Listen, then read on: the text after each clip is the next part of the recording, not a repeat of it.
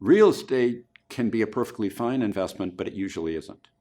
And the reason it usually isn't is simply that most of the time, people don't take into account the full costs of owning the real estate, which includes the taxes, the interest payments, the deferred maintenance, and all of the rest that go into calculating the real total return of the real estate. Historically, the real returns have been someplace much lower than stocks, but much higher than cash.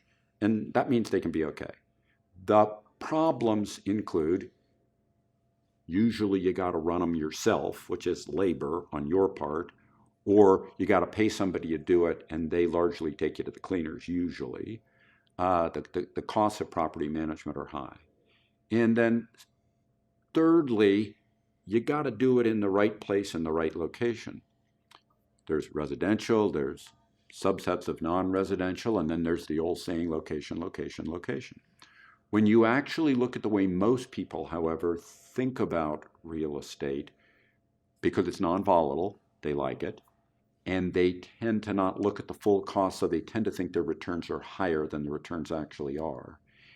And so real estate has a better image than its reality. Now, there's one final feature, which is that with real estate, you can lever it really heavily.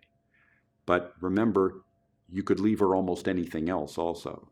And so people calculate the return as if it's levered, where they should think about their total financial situation as if it was comparably levered. That is, that's a piece of a pie that they're allocating that return to when their overall financial situation has a certain piece of the pie that's leverage.